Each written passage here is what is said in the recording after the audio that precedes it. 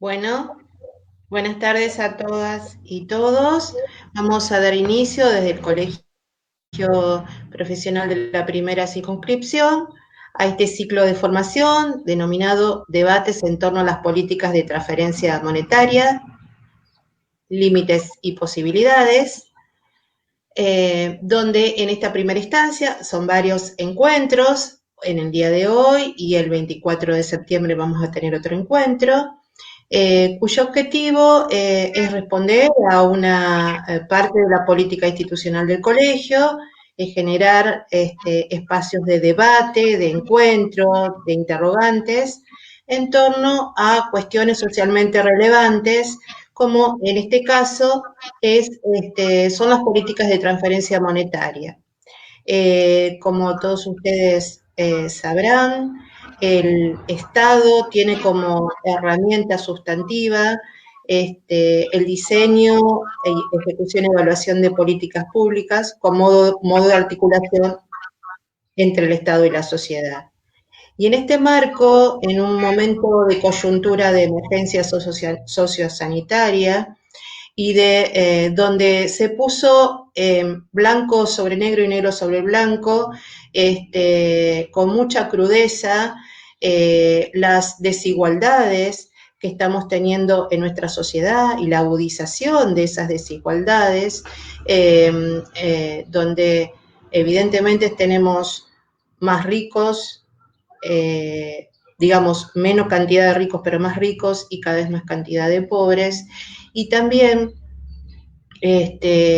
muchísimas situaciones de vulneración de derechos y de marginaciones, de ciudadanos de baja intensidad.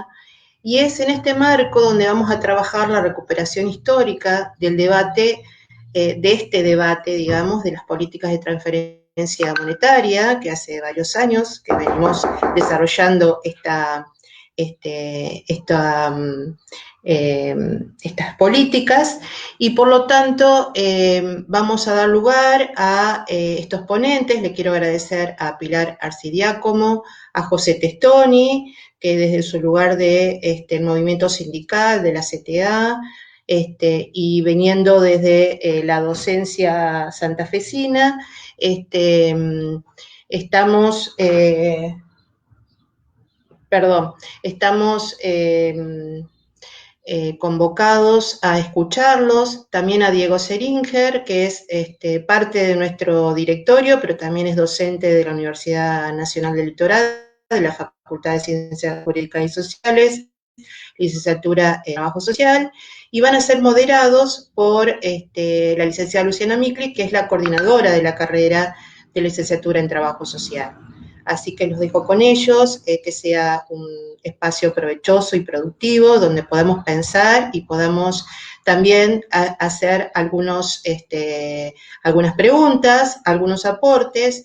Lo pueden hacer a través del chat, que va a ser recuperado y donde los ponentes de alguna manera van a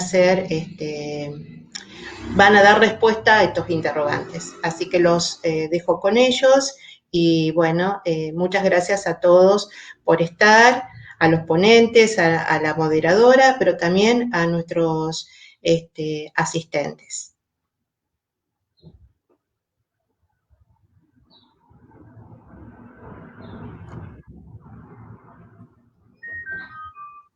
Bueno, muchas gracias, Anabela. Bienvenidos a todos.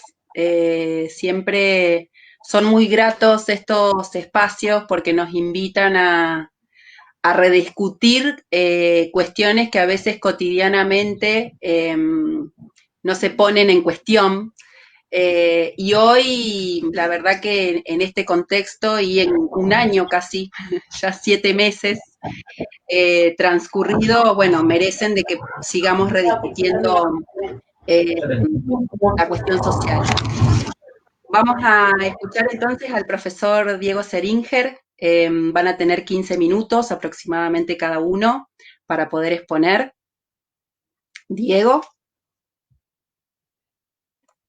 Bueno, muchas gracias. Bueno, la verdad que con enorme placer estar presente en este encuentro.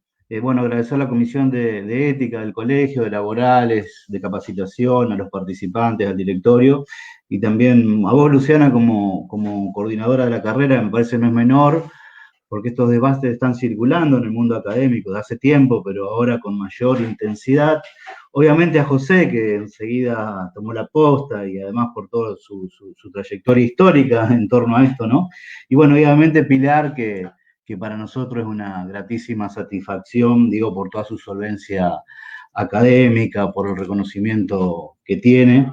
Y bueno, por ahí venimos charlando algunas cosas con ella y participando de algunos debates, así que, bueno, yo en particular la sigo, ¿no?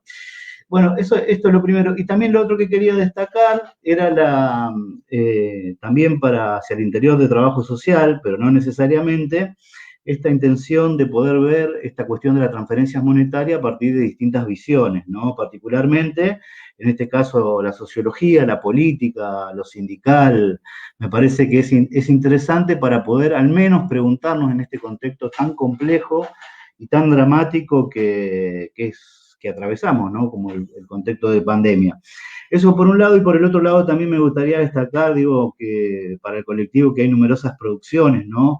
Muy recientes. Bueno, estuvo Laura Garcés en un lindo debate con hermosas devoluciones de Nora King y Margarita Rosa, también, bueno, Ana Arias, Carballeda, Meli Campana, Nani Casaniga, entre tantos otros, Pilar mismo, Perelmiter, bueno, y me parece que es un contexto interesante que esa información y esa producción local pueda circular por nuestros espacios, ¿no?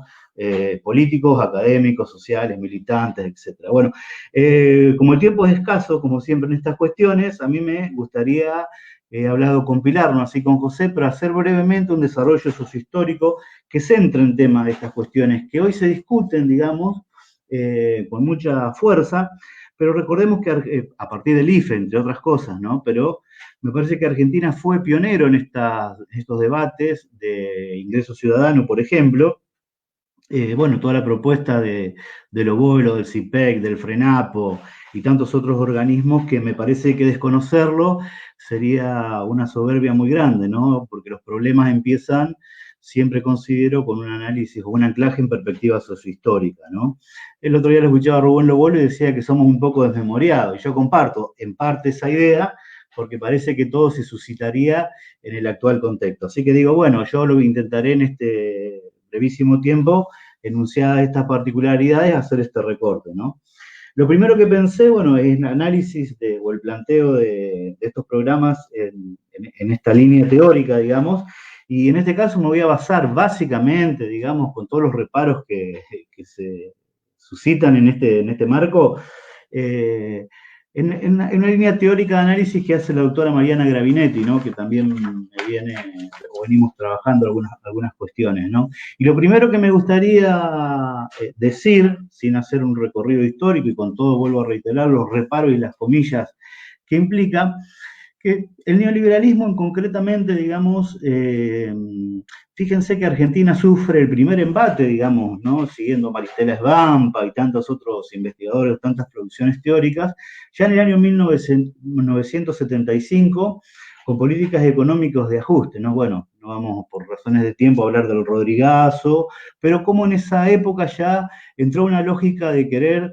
digo, perdón el término, esmerilar las propias bases de un modelo de integración creado con controversias, como diría nuestro amigo Gabriel Kessler, y contradicciones del propio estado de bienestar o el estado social, ¿no? En 1975. Bueno, la dictadura militar del 76 evidentemente cambia la estructura productiva nacional, como ya sabemos, y luego en los 80 notamos y vemos con la recuperación de la democracia el endeudamiento, los estudios que se generaron en el marco de la desigualdad, la pobreza y tantas otras cosas, ¿no? Y ahí, bueno, justamente vemos el segundo embate neoliberal del 76 y el tercer embate, digamos, o la tercera irrupción fuerte fue justamente en los 90, ¿no? Donde se produce digamos, una entrada muy fuerte, digamos, contra el modelo del peronismo clásico del estado de bienestar, ¿no? Y si bien comienzan los 90 con una breve alza del empleo, pero una economía muy endeble, ¿no?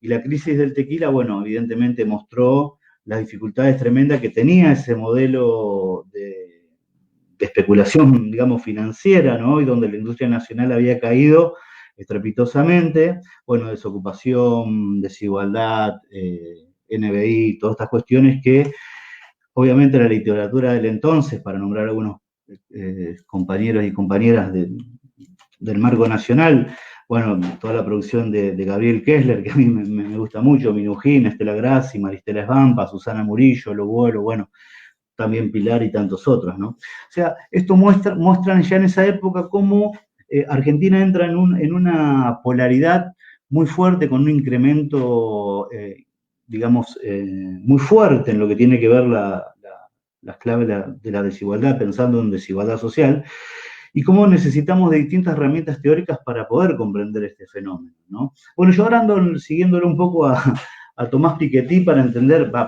al menos para preguntarme sobre el neoliberalismo del siglo XXI, ¿no? Y también a Lazarato, porque tiene un libro muy lindo que siempre lo recomiendo, que dice que es gobernar a través de la deuda, las nuevas tecnologías del capitalismo neoliberal, ¿no es cierto? Así que bueno, digo, no para dar teoría, pero también nos ayuda a problematizar, digo, después del arreglo de la deuda, entre comillas, del gobierno nacional, evidentemente hay un gobierno, digamos, global a partir de la deuda, ¿no?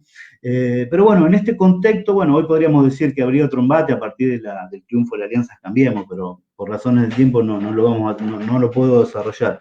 Pero precisando, notamos entonces acá, ¿no? Que en los 90 empiezan a convivir o a desintegrarse ese sistema que había construido el Estado de Bienestar, y comenzaron a implementarse en la región protecciones más bien residuales que apuntan al alivio de la pobreza, ¿no? Intervenir para morigerar la conflictividad social de la propia cuestión social, y ahí emergen con mucha fortaleza los primeros programas de transferencia monetarios, ¿no? Que generalmente, como características, fueron financiados por organismos internacionales, Banco Interamericano de Desarrollo, el BID, Banco Mundial, etcétera, ¿no? Y es interesante tener esta idea, o esta recuperación, porque fijémonos que la lógica y racionalidad que imprimen estos organismos multilaterales de crédito fortaleció una perspectiva tecnológica en ciencias sociales y en particular en trabajo social, ¿no? O sea, muchas veces nosotros cuestionamos este enfoque tecnológico diciéndole que también hay una perspectiva sociopolítica, pero bueno, todo este enfoque tecnológico claramente brilló, digamos, en los 90, ¿no? No sin críticas, pero digo, estuvo presente. Pero bueno, la mayoría de estos programas también es interesante saber que gravitaron, ¿sí?, bajo la lógica de los principios teóricos del capital humano, ¿no? Condicionando la transferencia en el cumplimiento de ciertos requisitos o contraprestaciones, que eso abre todo un debate muy interesante, que seguramente en el segundo encuentro Laura Garcés lo va a desarrollar con mayor solvencia que la mía, pero digo, ahí se abre esta idea, ¿no? Esta controversia de las condicionalidades, ¿no? Y de las contraprestaciones. Pero bueno, fíjense que Sena y Chamberdian ya en 2015 observan que estos programas como estrategias estatales de intervención en América Latina se caracterizaron desde sus inicios, ¿no? A comienzos de la década del 90, del siglo XX, en los países de México y Brasil, y se han mantenido y multiplicado a más de 18 países de la región. Desde la primera década del 2000 se constituyeron en mecanismos estratégicos de los estados para atender y aliviar, entre comillas, el aumento de la pobreza, ¿no? Y la otra característica es que fueron implementados por el Banco Mundial, digamos, mayoritariamente, más que implementados, configuraron la racionalidad en la lógica, incluso en el presupuesto, ¿no? Bueno, sobre esa vertiente, evidentemente, también, bueno, Pilar puede hablar de su perspectiva de enfoque derecho, pero como también producciones de Loboro, Barbeuto, Pautasi, Rodríguez, que sostienen al respecto que esas modalidades interventivas que se fueron configurando en los estados surgen en un contexto neoliberal, ¿no? Bueno, que observan, se ampliaron las desigualdades sociales y la pauperización, pero además coinciden con la crisis de las sociedades centradas en el trabajo formal registrado, ¿no? Interesante acá porque la pobreza se vincula, según estos organismos multilaterales de créditos, con un concepto descriptivo más que explicativo, ¿no? Bueno, Faleiros ahí va a decir que que formula respecto de estas intervenciones impulsadas por organismos internacionales, parten de comprender que la causa de la pobreza es la falta de desarrollo humano y no una estructura económica social desigual, ubicando la responsabilidad en los propios sujetos que la vivencian y descartando cualquier explicación estructural. Bueno, lo que también explica Denis Merkler, ¿no?, con las políticas de individuación. Pero es esto, ¿no?, un poco la responsabilidad en los propios sujetos que no nos pudimos capacitar, que no nos pudimos modernizar para alcanzar este precepto liberal, digamos, de la teoría de derrame, ¿no?, que en algún momento llegaría a cumplirse. Bueno, evidentemente que no fue así. Bueno, pero ante esta situación, el incremento de la pobreza, los gobiernos de la región, particularmente también en Argentina, deciden la implementación de estos programas de transferencia condicionada, ¿no? Bien. Bueno, Madariaga, en un informe de la CEPAL para América Latina y el Caribe, ya expresaban que estos programas de protección social no contributiva en América Latina y el Caribe operaron sobre 18 países de la región y beneficiaban a más de 25 millones de familias. O sea, pensemos la magnitud, alrededor de 113 millones de personas, es decir, el 19% de la población de América Latina y el Caribe, ¿no? A un costo que ronda el 0,4 porcentual del PBI, si mal no recuerdo bien. Pero también la Comisión Económica para América Latina reconoce que entre el 2002 y entre el 2010 hubo una breve reducción de la pobreza, pero generalmente que ha provenido en su mayor parte por el ingreso, ¿no?, de recursos económicos derivados de ingresos formales, o sea, de lo laboral. Y si bien no descartan algunas mejorías productos de los programas de transferencia monetaria, fueron o incidieron en mejor grado. Bien, yo para no irme y por el tiempo, digamos, este es el marco con mucho reparo que yo tomo en esta perspectiva, pidiéndole disculpas porque sería imposible profundizar. Pero ya como antecedentes en Argentina, me gustaría destacar que ya en el año 93 estaba el programa Trabajar desarrollado entre los, creo, si mal no recuerdo, entre el 95 y el 99, ¿no? Después, bueno, surge el Plan Jefes de Hogar en el 2001, post-crisis, ¿no?, post-explosión 2001, y el Plan Jefe de Hogar sí fue el programa con más cobertura, porque según los datos oficiales abarcó a 2 millones de beneficiarios, siendo por ende hasta ese momento el de mayor cobertura, ¿no? Pero bueno, fíjense en esta instancia de vernos en perspectiva sociohistórica, porque los debates que se suscitan hoy tienen algunas consecuencias o algunos orígenes también en el pasado. Aprovechando que está José también, quería destacar esto, ¿no? Fíjense que en el año 97, por aquel entonces, la diputada Elisa Carrió y Elisa Carrió y Elisa Carca, si mal no recuerdo, diputadas radicales, ya habían presentado un proyecto de un ingreso ciudadano para personas en situación de pobreza, de vulnerabilidad, etcétera. Digo, los datos eran tremendos en aquel entonces. Bueno, y ya en el año 2000 el Instituto y el estudio de la Central de Trabajadores Sociales, la CTA, generó un documento conteniendo propuestas innovadoras ante la crisis, ¿no?, económica, social en la cual estaba inmerso el país. Fíjense que en el año 2000 convocó a la llamada Marcha Grande por el Trabajo, ¿no? Y una de las actividades llevadas a cabo en el recorrido fue la recolección de firmas de adhesión para la presentación del petitorio al Poder Ejecutivo de una consulta popular, que fue un mecanismo, fíjense qué interesante, porque fue un mecanismo que se incorpora en la reforma constitucional del año 1994. Sin embargo, no se dio cabida, ¿no? Y por otro lado, en el año 2000 convocan y dispuso la propuesta del Frente Nacional contra la Pobreza, que no me voy a extender porque sería una falta de respeto teniendo a uno de los actores que ha militado y ha trabajado esta perspectiva, ¿no? Pero digo, interesante vernos en antecedentes. Y bueno, y post-crisis 2001, y ante la gravedad de la situación ya, política, económica, social, ya en el gobierno de Eduardo Duhalde, surge el Plan Jefes y Jefes de Hogar mediante el decreto 565/02, ¿no?, que fue una transferencia monetaria condicionada para aquella población que no tuviese ningún tipo de ingresos formales trabajar, del trabajo, ¿no? Y deberían generar una contraprestación laboral. Fíjense, interesante, porque ahí Gravinetti también decía que en principio el programa no sale con contraprestación, sino que fue la presión social la que demandó al Estado que esa gente que percibía una prestación debería cumplir con alguna actividad, ¿no? O sea, esta idea de planeros y no planeros, cómo circulan estas cuestiones, ¿no?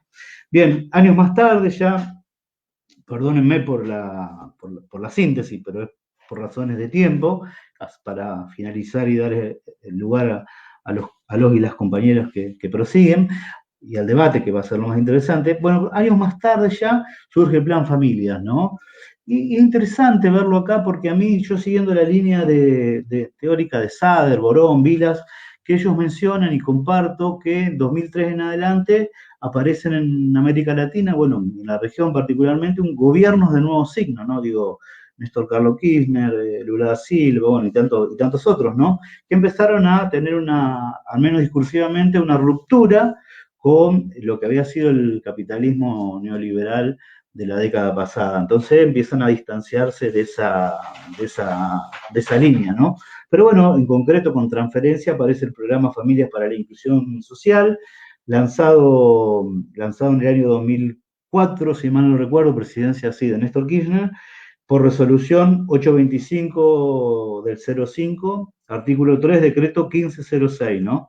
O sea, y tuvieron ahí una intervención, digamos, mixturada entre el Ministerio de Trabajo y Desarrollo Social, clasificando los perceptores, ¿sí? O los receptores o destinatarios del programa Jefes, según la empleabilidad. Los que se podían emplear quedaban en un programa y los otros iban al programa Familia por la Inclusión Social. Bueno, digamos, a vuelo de pájaro, llegamos al 2009, digamos, donde sí me parece que el decreto 1602 y en la presidencia de Cristina Fernández, la asignación universal por hijo, si bien es un programa, algunos consideran que es un programa de transferencia monetaria que puede serlo, yo creo que genera un parteaguas, compartiendo la perspectiva de Rosana Mazzola, en esta idea de protección social, porque si bien mantiene esa controversia de la condicionalidad, que se le pide las libretas, ¿no? La certificación de educación y de salud,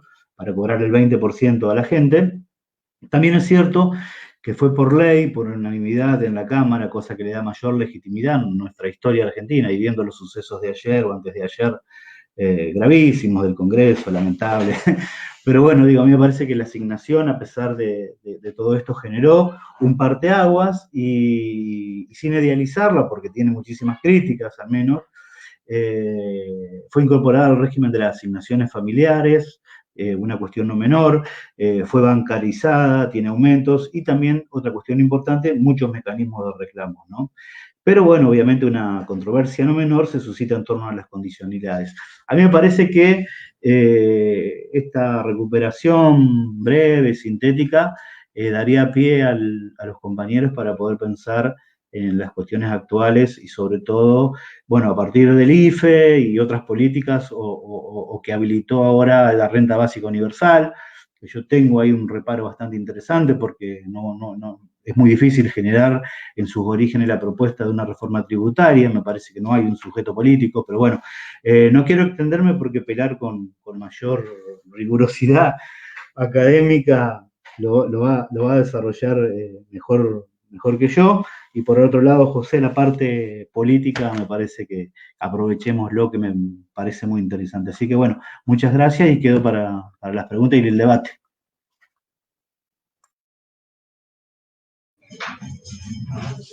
Bueno, muchas gracias, Diego. Ahora seguimos con José. Te escuchamos. ¿Ahí está habilitado el micrófono? ¿Se escucha? Sí, perfecto. Sí. ¿Se escucha bien? Bueno. ¿Qué tal? Buenas tardes, compañeras y compañeros.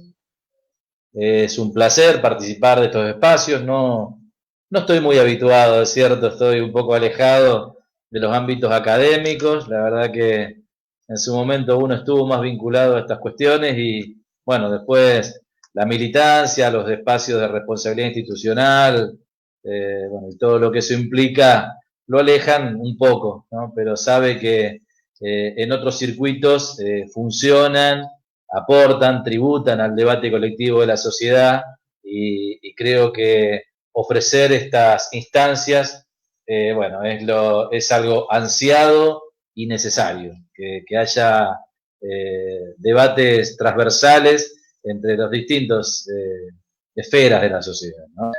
Yo como referente del espacio sindical siento una gran alegría por este esfuerzo. Supongo que Diego tiene que haber tenido mucho que ver con esto, probablemente alguna persona más también y yo no lo desconozca, pero bueno, creo que son esfuerzos que hay que seguir haciendo, no solo conmigo, con muchísimos dirigentes más que pueden aportar muchísimo a un debate transversal, con miradas, digamos, y perspectivas que nutren el debate colectivo necesario de los que entendemos a la política como una herramienta de transformación, no solo como una herramienta de gestión. Si nos enamoramos de la política es porque no estamos tan contentos con el mundo en el que estamos, que ya conocemos, que ya sabemos que tiene limitaciones y cuestiones que no tributan a la dignidad de las personas y que por medio de las intervenciones políticas, algo de eso, en la medida que construyamos correlaciones favorables, se puede transformar. Dicho esto, bueno, creo que el debate sobre las políticas de transferencias monetarias es un debate absolutamente vigente. Bueno, obviamente, no digo nada nuevo, ustedes lo saben, no solo en el contexto nacional, donde la verdad que la Argentina es un país que, como dijo Diego, tiene buenos antecedentes, tiene buenos pergaminos en esta discusión, sino que lo que también de alguna manera funciona como viento de cola para la discusión es que tanto los organismos internacionales como el mundo académico, como diferentes actores de peso en el debate universal, digamos, en el debate mundial, lo están planteando con absoluta seriedad. No sorprende que retome, digamos, fuerza esta discusión en un contexto de caída y destrucción de los aparatos productivos prácticamente todo el planeta, ¿no? Donde se van a empezar a advertir que hasta sectores que no tenían tantas dificultades empiecen a necesitar o empiecen a visualizar alternativas de transferencia monetaria directa de los estados a las personas, a los ciudadanos, como una posibilidad de resolver algunos de sus problemas. La experiencia que yo puedo relatar en estos minutitos, siendo sintético, por lo tanto recortado e injusto, seguramente con muchos, es la experiencia de lo que fue el Frente Nacional contra la Pobreza, que en realidad, vamos a decir, fueron dos herramientas, ¿no? Fue el Frente Nacional contra la Pobreza, que se constituye con algunos actores de peso nacional, pero con una inmensa cantidad de actores en el territorio provinciales y locales, pero bueno, que nacionalmente cuenta con 3 o 4 actores destacados con presencia en prácticamente todo el país. Y diría que casi que por primera vez se retoma un viejo concepto, ¿no? De la comunidad organizada del peronismo, digamos, donde había que superar, digamos, de alguna manera las organizaciones de clase que son necesarias y uno reivindica para discutir un programa nacional en el contexto del capitalismo. Ese programa nacional en el contexto del capitalismo podía tener a la clase trabajadora, a la clase obrera organizada como uno de los actores importantes, como uno de los motores de su dinamización, pero no podía arrogarse exclusivamente digamos, el derecho de imponer un programa político, económico, ciudadano, para un país de las características de la Argentina sobre finales del siglo pasado. En ese sentido, bueno, el FRENAPO se constituyó con la CTA, que era en aquel entonces, hay que decirlo, había una sola CTA, hoy hay dos vertientes, está la CTA autónoma y la CTA de los trabajadores, que es la que yo conduzco en la provincia de Santa Fe, en la que está mi sindicato, la AMSAFE, y están 80 organizaciones de distinto tipo en nuestra provincia. También lo constituían las APIMES, la Asociación de Pequeñas y Medianas Empresas, el Instituto movilizador de Fondo Cooperativo, también era un actor central de esta organización, y por supuesto, digamos, también formaban parte de esto todo lo que era el inmenso movimiento estudiantil que en aquel entonces también se identificaba con algunas de las discusiones y con algunas de las luchas que llevábamos el movimiento obrero. Pero otro elemento que me parece, lo dejo para el final, también para ponerlo en contraste con su propia historia, también habíamos construido ese espacio de articulación y de construcción de un programa político integral para la Argentina de salida de la crisis con la Federación Agraria. Con esa Federación Agraria con la que después, muy profundamente, nuestros caminos se vieron absolutamente diferenciados en aquel 2008 tan recordado de la discusión de la 125, donde la Federación Agraria tomó partido por una estrategia junto a lo que para nosotros históricamente fueron sus adversarios, la sociedad rural y las distintas patronales agrarias. Bueno, y obviamente nosotros así nos distanciamos un poco de las conducciones de aquella organización, no así de la totalidad de sus bases. Pero esos eran los actores centrales, ¿no? En aquel entonces, el grupo que activó ese Frente Nacional contra la Pobreza, vuelvo a decirlo, era la CTA, el Instituto Movilizador de Fondos Cooperativos, APIME y la Federación Agraria. Y un conglomerado gigantesco de organizaciones donde, por supuesto, de manera destacada también tuvimos la adhesión y el apoyo de los organismos de derechos humanos que siempre estuvieron presentes, pero no nos podemos quedar ahí porque era mucho más grande la cantidad de organizaciones, también de ONG, aquí en Santa Fe, no quiero olvidarme, la Casa del Mono, Mate Cocido, el CERIDE, CEPAR, el Polo Social, Acción Educativa, CANOA, el MED, los familiares, madres, abuelos, bueno, todos esos conformábamos, y por supuesto, los sindicatos que formábamos parte de la CTA y que actualmente formamos parte, AMSAFE, ATE, ADUL, SOEVA, los actores, un sindicato que se había formado en aquel entonces, que hoy no está tan activo, que era el CITRACA, de los trabajadores de carga y descarga del mercado.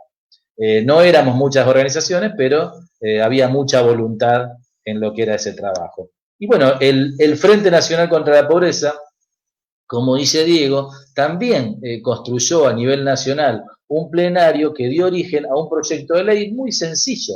Yo no recuerdo, si no recuerdo mal, no eran más de 25 o 30 artículos donde se concentraban estratégicamente las definiciones que se pretendían que se tomen sobre el final de aquella nefasta década del 90, que tanta pobreza, desocupación, tristeza, caída del producto en la Argentina trajo, ¿no?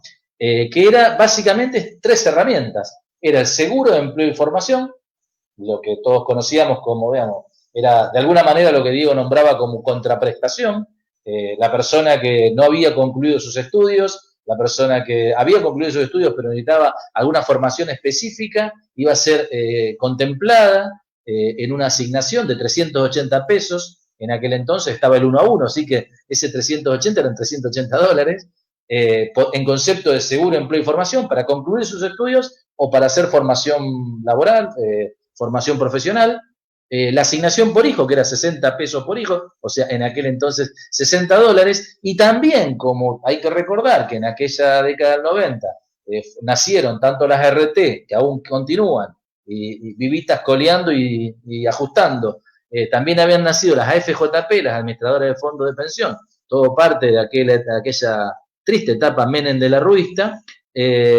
También pensábamos, como parte de ese proyecto de ley, una pensión a la vejez. Entonces eran 3 herramientas de transferencias de recursos universales, pensión a la vejez, para los que no tenían. Hay que recordar que las FJP dejaban millones de jubilados, de compañeros y compañeras en edad jubilatoria sin ningún tipo de prestación previsional. La asignación por hijo, por lo que significaba en aquel entonces, había 7 millones de personas con problemas de empleo, por lo tanto, los hijos de esas 7 millones de personas no tenían ninguna asignación familiar, y el seguro de empleo y formación, que era apuntado a estas 7 millones de personas.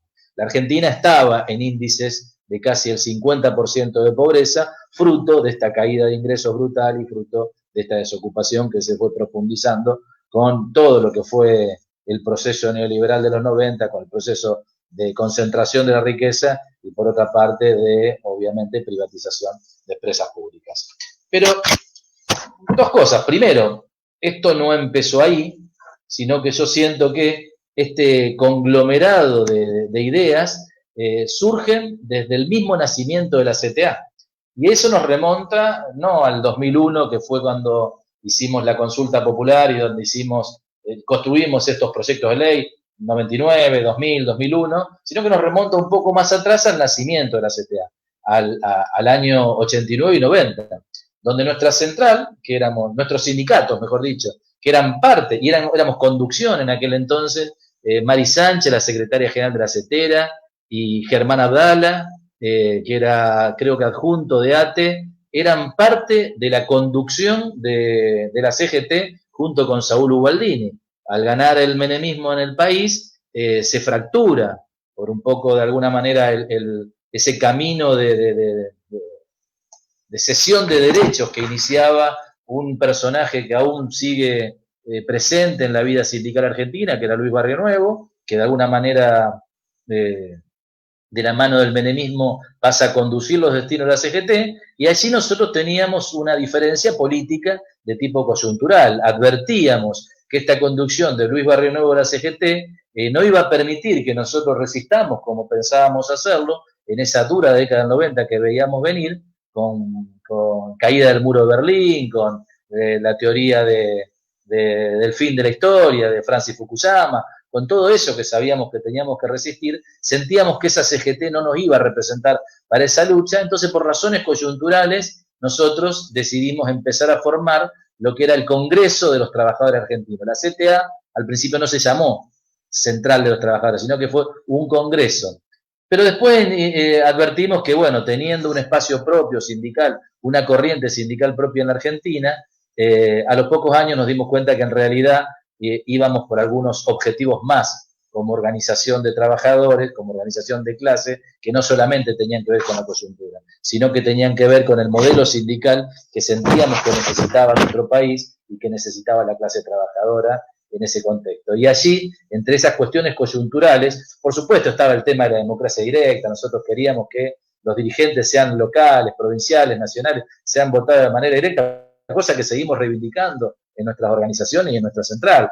Queríamos también que los sindicatos tengan autonomía de las patronales, de los partidos políticos. Eso nos parece un valor central, que bueno, más allá de que es una reivindicación de la CTA, no quiere decir que muchas organizaciones de la CGT también reivindiquen esa autonomía de clase y esa autonomía como organización. Pero en sí, la CTA plantea algo que en aquel entonces parecía algo bastante inédito y que creo que es lo que da origen y sentido a ese proceso que fue teniendo volumen en toda esa década del 90 y que después concluye en esta propuesta del seguro de empleo y formación, asignación por hijo y pensión a la vejez, que era la diferenciación sencilla, clara, que uno lo ve hoy con toda naturalidad, de la diferencia entre trabajo y empleo. La CTA empieza a plantear en Argentina un debate que venía de allá en los tiempos, ¿no? Donde el pleno empleo hacía pensar que en este país el que no trabajaba era porque no quería. Pero nos encontramos con 7 millones de desocupados, entonces no era tan fácil sostener que no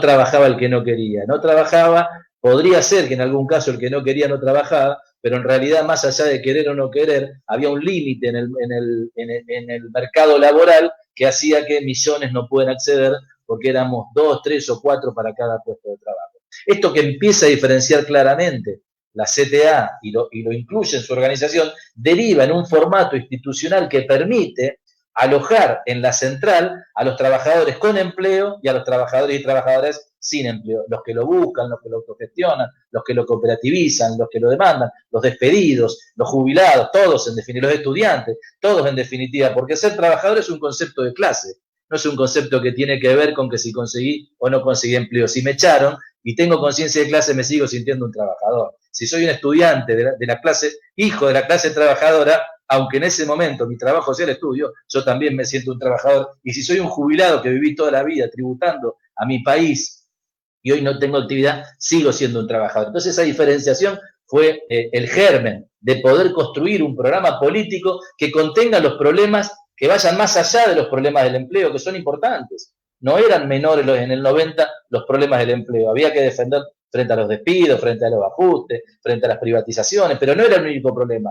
El otro problema, y diría que tal vez el más importante, era cómo se incluía nuevamente en un mercado productivo a los millones de argentinos que no tenían prácticamente destino. Entonces allí nace, si teníamos en nuestra organización orgánicamente incorporado a los trabajadores que buscaban empleo, que no tenían un empleo formal, que no tenían un recibo de sueldo, por lo tanto no tenían un sindicato, si lo habíamos alojado en movimientos sociales, en organizaciones cooperativas, en federaciones, en asociaciones civiles o asociaciones de hecho de distinto tipo y eran parte de nuestra central, era natural que en cada congreso que convocáramos a los trabajadores con empleo y a los sin empleo, más los jubilados, más los estudiantes, surjan los problemas de todos los sectores. Y de estos sectores impusieron un programa al que le tuvimos que dar respuesta con un proyecto de ley, pero que, y ya voy terminando porque se cumplieron mis 15 minutos, construyeron algo más importante que un proyecto de ley. Porque acá se nombró una diputada que anduvo a los barandazos a lo largo de su vida que presentó un proyecto de ley. Pero en realidad nosotros no solo construimos un proyecto de ley, sino que construimos un sujeto político capaz de llevarlo adelante. Creo que esa es la gran experiencia de la que me siento parte orgullosamente, parte de aquella historia que pasó hace 20 años, que derivó, y me tomo un minuto más para contar esto se olvida, ¿no? Para construir ese sujeto político se pensó en el formato de la consulta popular, algo que bien decía Diego, había estado ya previsto en la reforma constitucional del 94, que se hizo acá en la ciudad de Santa Fe, pero que nunca se había aplicado. Entonces nosotros reclamábamos una iniciativa popular y como no, obviamente, ni Menem ni de la Rúa nos dieron la oportunidad de convocar esa consulta popular, la hicimos por nuestra cuenta. Y generamos una votación el 8, el 9 y el 10 de diciembre del 2001, para lo que trabajamos durante 2 años para llegar a eso. En esa consulta popular votaron 3,5 millones de argentinos, y tan solo 10 días después fue el famoso 19 y 20 del 2001, que fue un crack en la historia argentina, en lo que humildemente como organización, como parte de ese Frente Nacional contra la Pobreza, como parte de ese sujeto político, ya no anárquico y desarticulado, sino organizado, impuso una bizarra en la historia que, bueno, derivó en esos 5 presidentes, en una modificación de lo que tenía que ver con la política cambiar en la Argentina, con un dólar muy atrasado, y en políticas de transferencia de recursos directa del Estado a los sectores más postergados de la sociedad, entre otros saldos que dejó aquel 19-20 de diciembre, del que no debemos olvidar también a los casi 39 muertos que tuvo aquella saga, algunos de ellos en nuestra provincia y algunos de ellos militantes de la CTA como Graciela Gómez y el querido Pocho Leprati, ¿no? Esa es nuestra historia, esa fue nuestra experiencia, ese fue nuestro aporte, y obviamente creo que eso es bastante fundacional en este tema que hoy nos ocupa, y por las cualidades que en realidad fuimos marcando. Creo que la cualidad más valiosa que tiene este debate, que es académico, pero ya supera la discusión científica, que es un debate político, me parece que esta idea de construir un sujeto político que sea capaz de no solo pensar las cosas, sino imponerlas en una correlación favorable a los intereses de clase y, en definitiva, a los intereses nacionales. Bueno, muchas gracias. Disculpen, me extendí un poquito. Por favor, bueno, muchas gracias, José. Bueno, ahora vamos a escuchar a Pilar para que pueda tener también su espacio y después empezamos a intercambiar y a debatir. Bueno, Luciana, gracias. Gracias al colegio, particularmente por la invitación, a Laura Angulo que me contactó, a Diego por la confianza de siempre y por todos los intercambios que venimos sosteniendo. La generosidad no es menor para mí, en este mundo académico que a veces es un poco deshumanizado, la generosidad, el trato y la comprensión, porque estamos todos pasando por situaciones complejas, ¿no? Familiares, cotidianas, con la que me han convocado y aceptado en el espacio. A ver, yo soy investigadora de CONICET, vengo trabajando hace más o menos 20 años en el campo de las políticas de transferencias de ingresos. Me toca como insertarme en el estudio, en la maestría, cuando termino mi grado en ciencia política, en realidad un poquito antes del surgimiento del plan Jefas y Jefes, pero de alguna manera agarro como esa etapa, agarro como esa ventana de cierto laboratorio de las transferencias de ingresos como un objeto propio de trabajo académico, en el marco de un grupo de investigación también. Y entonces, algunas cuestiones que yo quiero compartir hoy acá tienen que ver con interrogantes de hace muchos años, algunos de los cuales se reactualizan en la coyuntura del aislamiento y de la pandemia y del COVID y todo lo que estamos dramáticamente viviendo. Pero otras cuestiones son, digamos, más bien estructurales, ¿no? Más bien uno puede, como en la presentación de Diego nos mostraba, y después, bueno, la participación de José, son cuestiones sociohistóricas de larga data, con sujetos políticos que han activado un montón, ¿no? Por momentos pareciera que la discusión de transferencias es totalmente nueva y me parece que en ese sentido los compañeros antes de la presentación me allanaron gran parte del camino de mostrar la historicidad de toda esta discusión en el caso argentino. Ni hablar a nivel regional, no me voy a referir nada a nivel regional, me referiría estrictamente al caso argentino. Me interesa destacar en términos de posicionamiento, una mirada de la política social que me va a acompañar en estos minutos como reguladora, ¿no?, de la vida social, y también estructurando y siendo estructurada por un orden político-moral, que justamente creo que es central en la discusión de transferencias porque habilita o inhabilita, ¿no?, aquellos reclamos, aquellos que consideramos lo legítimamente reivindicable y lo no legítimamente reivindicable, ¿no? Y creo que esto es central, la discusión sobre lo legítimo, es central para la discusión sobre las transferencias que después podemos seguir conversando y sobre las cuales yo voy a hacer algunas anotaciones, ¿no?, en estos minutos.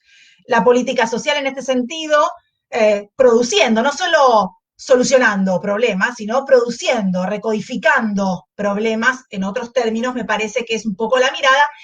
Y mi mirada sobre la coyuntura de aislamiento, claramente es una mirada sobre lo posible. Y con esto quiero decir sobre lo que el Estado ha podido hacer.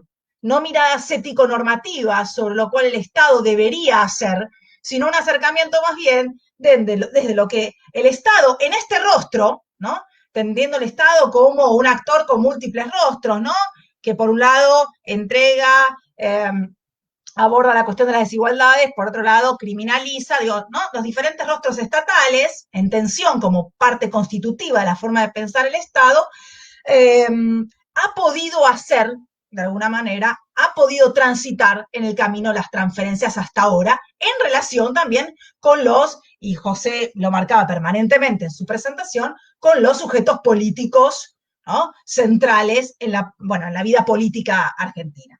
En este sentido, la preocupación por las transferencias, yo me planteaba acá un interrogante central, ¿no? Y el interrogante central hace muchos años, en función de las transformaciones del mercado de trabajo que Diego sostenía en la presentación y de las transformaciones demográficas que me parece central retomar y reponer en la discusión, la pregunta del millón es, ¿qué hacer, ¿no?, qué hacer frente a un conjunto de población que no está inserta en el mercado de trabajo formal asalariado bajo los esquemas que conocimos en el siglo pasado, ¿no?, bajo los esquemas de pleno empleo? Acá los compañeros traían la cuestión del desempleo, reformularíamos en situación actual la cuestión de la informalidad, ¿no?, desempleo, informalidad, empleo precario y otras formas de trabajos, ¿no?, otras formas de trabajo por fuera del típico empleo. ¿Cómo asegurar ingresos, ¿no?, por fuera del mercado de trabajo en sociedades de mercado, ¿no? Y ahí una anotación, voy dejando como algunas anotaciones, yo tengo la cosa de docente y me voy haciendo como un pizarrón que no está acá, pero me lo voy haciendo en mi cabeza, que tiene que ver con dejar anotado que efectivamente estamos hablando de políticas sociales en sociedades de consumo donde las políticas de transferencia tienden a pensar cómo garantizar esos consumos. y donde las políticas de transferencia me gustaría ubicarlas en un lugar más de la política social. Porque también creo que, sobre todo quienes terminamos trabajando en el campo de la política, las políticas de transferencia, y por el protagonismo en la escena pública, esta cuestión parece copar como si habláramos de la política social, ¿no?, general. Estamos hablando de un componente, incluso presupuestariamente, si hay algún economista por ahí me va a ayudar seguramente mucho mejor que yo, de un gasto muy pequeño, ¿sí?, muy pequeño históricamente en el marco de las políticas de transferencias de ingreso. En general se le pide todas las transferencias de ingreso. Estamos hablando de una política más central en sociedades capitalistas, pero una política más. No estamos hablando incluso para pensar escenarios futuros de reemplazo de todas las políticas sociales. Estamos pensando en un componente pequeño, diría incluso. Entonces, el escenario COVID no hace más que reactualizar esta preocupación para sectores que ahora sí, ¿no?, van perdiendo ingresos, para sectores que venían con ingresos sin poder sostener ingresos de manera estable, ¿no?, pero por otro lado para nuevos actores. Entonces digo, acá hay una cuestión que es central y que también la dejo en otro de mis segundos momentos anotados. No sé si se me escucha, si alguien después me puede poner por el chat, porque veo que me están poniendo alguna dificultad de conexión. A ver, voy a chequear acá por las dudas. Bien. Digamos, ¿qué tiene que ver con estos nuevos sectores que se colocan en el lugar de nuevos receptores de la política social? Y esto también me parece central. En mi cabeza estoy pensando permanentemente en el escenario COVID y en el escenario de la respuesta estatal más masiva, que es el ingreso familiar de emergencia, desde ahora en más, IFE, ¿no? Y que nos lleva a pensar entonces nuevos sujetos que antes no habían sido los típicos destinatarios de las políticas de transferencia. Y eso tiene implicancias en un montón de claves, entre otras cosas en las subjetividades, ¿no?, para pensar la relación con el Estado, el encuentro con el Estado, del Estado, la ciudadanía, quiénes son los sujetos políticos que articulan, aparte de estos actores sociales, que son también ahora destinatarios de una asistencia de emergencia, y cómo se va a salir de esa asistencia de emergencia. En este sentido, recuperaba esta idea de que las políticas de transferencia son las políticas sobre las cuales se habla. Hemos estado llenos en la sociedad argentina de memes, de placas, de mitos sobre aquellas cuestiones de en qué gastan, ¿no?, cuántos hijos tienen, qué consumen, ¿no?, si trabajan, si no trabajan. Esta instalación pública, vuelvo a la idea, tiene que ver con aquello que son o no los beneficiarios legítimos e ilegítimos. ¿Quiénes son los pícaros? ¿Quiénes son los vivos que se nos cuelan por las ventanas a las políticas estatales? Los migrantes que vienen, ¿no?, hordas, en los efectos llamadas del Estado frente a la política social. Toda esta construcción, ¿no?, que ha habido en la política de transferencia de ingresos en Argentina, en otras partes también, pero digo, me quedo en el caso argentino, me parece que es central para posicionar y ubicar la discusión política actual y la que se viene en materia de transferencias de ingresos. La otra cuestión que me parece que es importante reponer, y ya lo avanzaba Diego, solo lo anuncio, tiene que ver con el repertorio familiarista y trabajista que ha tenido históricamente la lógica de las transferencias de ingreso en la Argentina. Con esto quiero decir políticas que sobre todo están mirando a la familia como grupo familiar. En el IFE, si ustedes conocen la política, se vio claramente, se mira todo el grupo familiar. Y la cuestión trabajista, ¿no? La cuestión trabajista en dos sentidos, no solo en términos de demostrar una posición en el mercado de trabajo como informal, como desocupado, ¿no?, lo que fuera, digamos, las diferentes variantes, sino también en términos de las exigencias de dar algo a cambio, que Diego lo mencionó claramente, conjunto de contraprestaciones, condicionalidades, que ha sido, diría, un elemento común de estos ya casi 30 años de programas de transferencias de ingreso. Por programas de transferencias de ingreso yo no entiendo, en este sentido, por políticas, no entiendo estrictamente solo o solamente los programas de transferencia condicionados de ingreso. Entiendo también políticas que tienen que ver, que son mucho más amplias. Entiendo también todo el abanico de la seguridad social no contributiva, de la asignación universal. Entiendo también las políticas como en su momento la Argentina Trabaja, Hacemos Futuro, Salario Social Complementario, que tienen otros actores políticos, otro tipo de contraprestaciones, que hay un acervo de economía social y popular, pero que también transfieren ingresos con otras modalidades, tal vez sin financiamiento internacional, etcétera. Entonces, digo, hay un montón de organismos que están transfiriendo ingresos, hay un montón de lógicas diferentes que están transfiriendo ingresos y hay un montón de exigencias. Y esto a las familias a veces llega de manera superpuestas, con más o menos incompatibilidades de acuerdo al repertorio de políticas que estemos hablando. Entonces, en este sentido, y la otra cuestión que también dejo anotado es la cuestión de la transitoriedad.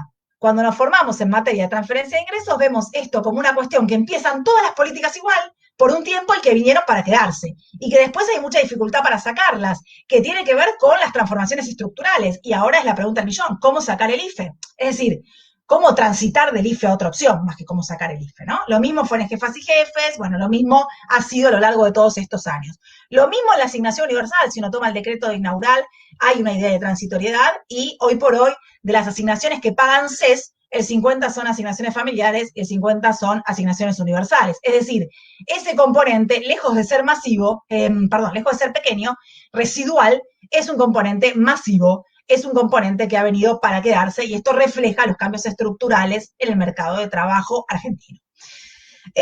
Con respecto al IFE, algunas cuestiones antes de que empiece a correrme fuertemente el tiempo. Yo diría, si uno mira la cuarentena, el IFE es la política central, sin duda, es la política más masiva de transferencia que tenemos en la Argentina, y que se ha logrado su cobertura, más allá de todos los problemas con los pagos, en pocos meses, ¿no? En 2 meses se ha logrado 9 millones de cobertura. Hay muchos que vienen por la asignación universal, eso lo podemos discutir después, pero salvando el esquema jubilatorio, digamos, el sistema jubilatorio, en la Argentina no ha habido otra política de esta magnitud. Esto es importante de registrar. Es importante registrar que es la primera política incondicional en materia de transferencias de ingresos a las familias, ¿sí? Es la primera política que mete la cuestión de la incondicionalidad, en efecto. Y que desde ya tampoco la podemos ver aislada. Ha salido como marco de un portafolio de otras políticas que desde el gobierno intentaron mitigar los gastos de las familias, ¿no? El IFE dando transferencias, otras políticas mitigando la cuestión de los gastos, me refiero a cuestiones impositivas, desalojos, servicios públicos, tarifas, etcétera, ¿no? Es cierto que, pensando en la cuestión del IFE,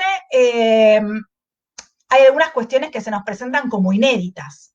Y yo, que soy una gran admiradora de ANSES, todos los que me conocen saben que digamos, es una agencia que me presenta mucha admiración como agencia del Estado, y que en general ha sido muy caracterizada como una agencia propia de la lógica automatizada o de la ventanilla más individualizante, ¿no? De la política social, y eso ha sido un problema.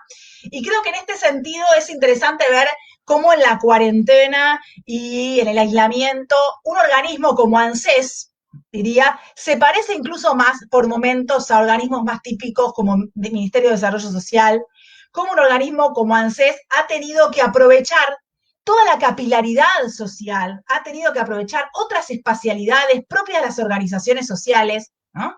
Propias de todos los espacios que están ahí, en el territorio, en la trinchera, ¿no?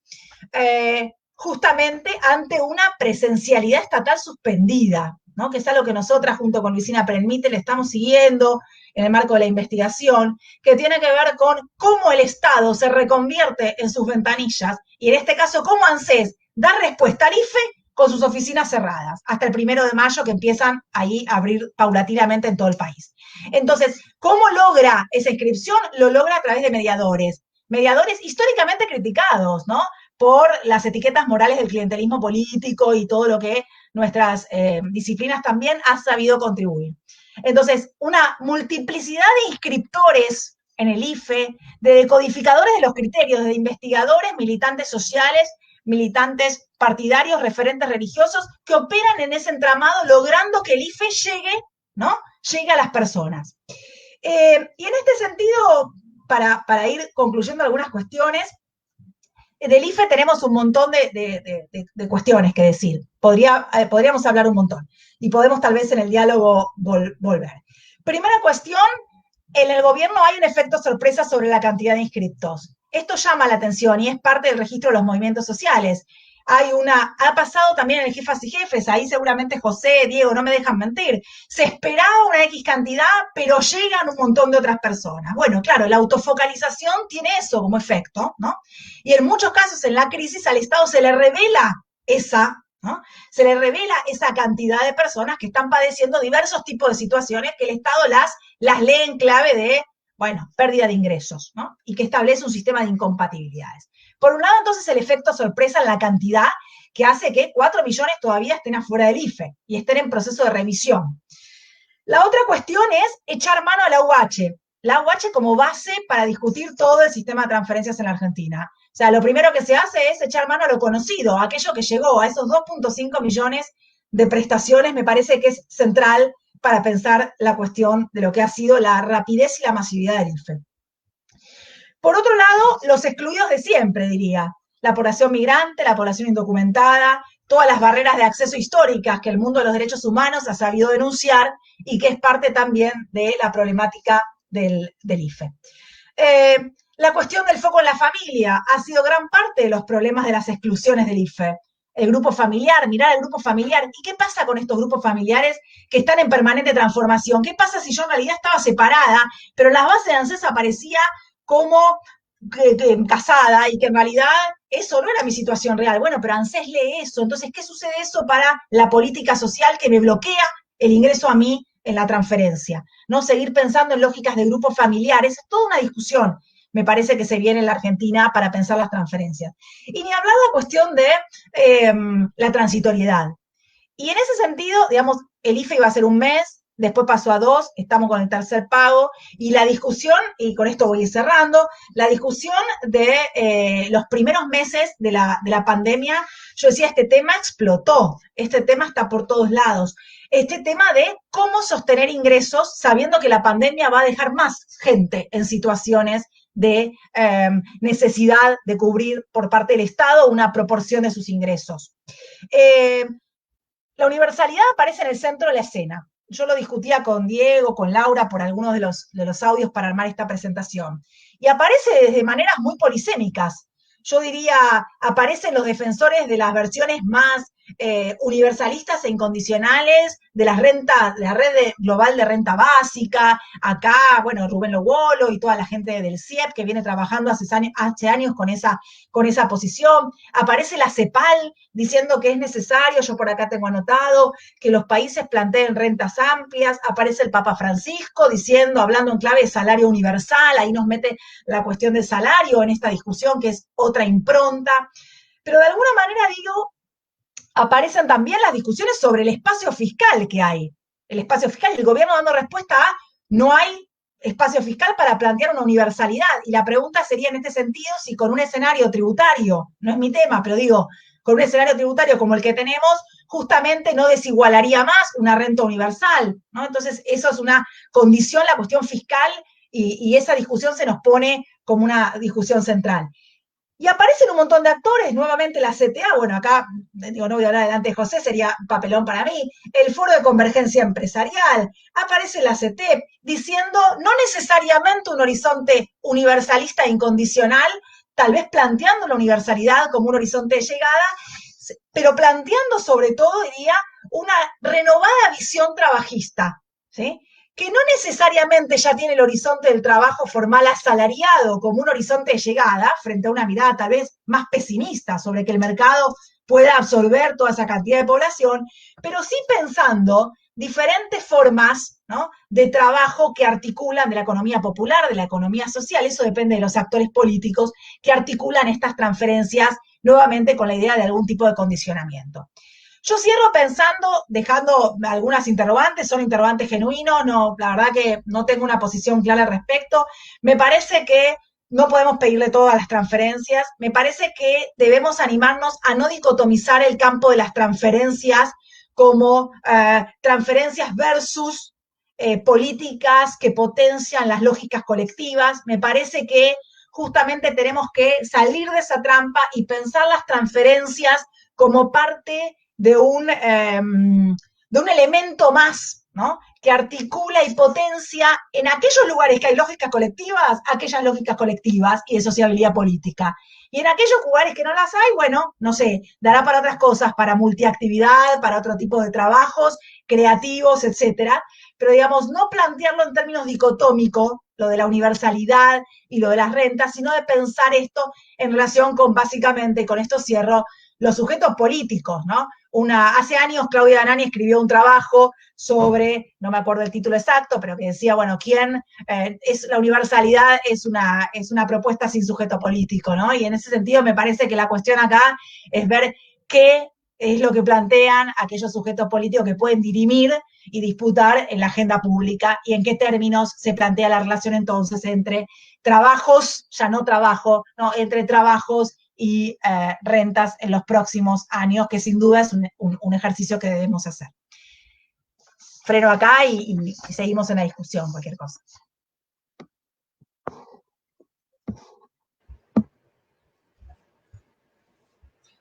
Bueno, muchas gracias, Pilar. Bueno, la verdad que después de todas estas exposiciones uno se pone como con un montón de preguntas.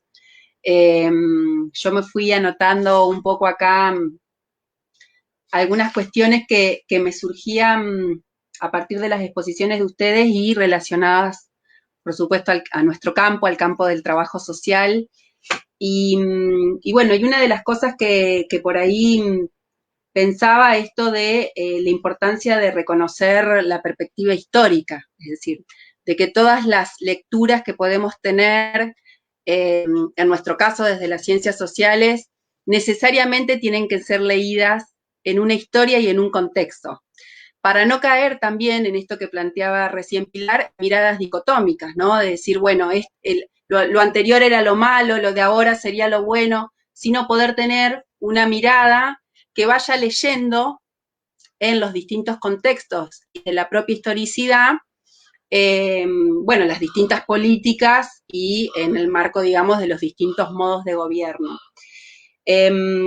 Me apunté lo que José planteaba en esta cuestión de pensar, digamos, lo político como una herramienta de transformación. Y bueno, y en base a eso yo decía que importancia de pensar justamente las planificaciones de las políticas, acá Anabela también lo va a comprender, en esta necesidad de poder, digamos, politizar lo técnico y tecnificar lo político. En esta noción de pensar lo político, no solo, digamos, como decía José, como una herramienta de gestión, sino también de transformación, y la necesidad de poder articular lo técnico con la conducción, ¿no? Con esta noción de lo político como una capacidad de gobierno, como una capacidad de conducir, y sobre todo con el reconocimiento de los actores del campo. Ahí otra de las cuestiones que marcaba la identificación del sujeto político y la importancia de poder reconocer, de mirar al otro, es decir, de esta diversidad que tenemos en lo social y de poder reconocer a este otro como un protagonista, no como un sujeto pasivo de la política, sino, digamos, como un actor social, con un actor con recursos de poder. Y que hay veces sucede que las políticas se olvidan de que el destinatario es un sujeto colectivo, con intereses, y un sujeto social, digamos. Otra de las cuestiones que me iba agendando cuando los escuchabas era, por supuesto, la necesidad de poder dialogar y debatir en relación a estos temas que muchas veces hacen de que estén en la cresta de la ola, otras veces parecería, digamos, que van surfeando, pero bueno, hoy me parece que se pone mucho en cuestión por el contexto en el que estamos atravesando como país, todo lo que es las políticas sociales y todo, digamos, las las emergencias de los problemas sociales, que en realidad son problemas históricos, que estaban presentes, que esta pandemia ha demostrado que la brecha de desigualdad reflote por todos los lugares y los territorios. En relación al trabajo social, yo ahí cuando los escuchaba decía esto que marcaba hoy Anabela, de la importancia de poder articular, digamos, con los colegios profesionales y con el ámbito académico. Y ahí pensaba en el campo, digamos, del trabajo social como no solamente una profesión de la trinchera y del campo y del territorio, sino también de la importancia de pensar al trabajo social como una disciplina dentro de las ciencias sociales, que eso, bueno, en los últimos años se ha incorporado en la necesidad de producir conocimiento académico que aporte al campo de las ciencias.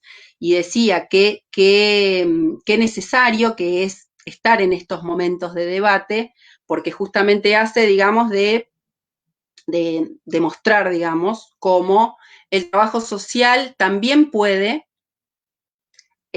aportar a la visibilización de algunos problemas sociales, a las discusiones dentro del campo de las ciencias sociales y a la necesidad de poder realizar investigaciones que no solamente sean consideradas como una investigación académica.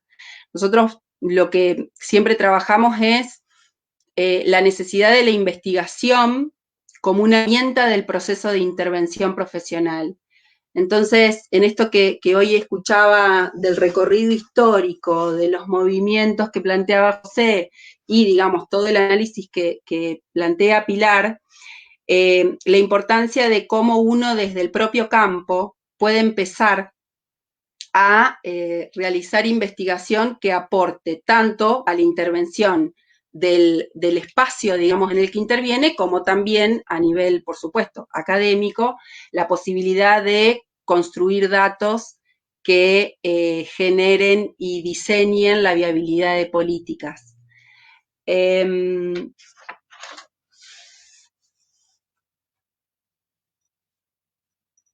que me fui anotando.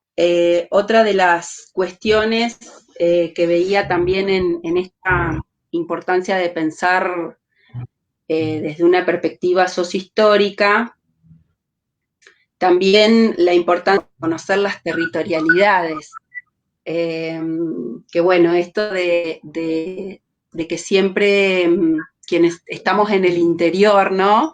Y que muchas veces las políticas llegan desde la centralidad, digamos, de los gobiernos, como también es importante poder ir a partir de incluso de estos espacios de debate, ir reconociendo la importancia de recuperar las territorialidades y las cotidianeidades de las regiones.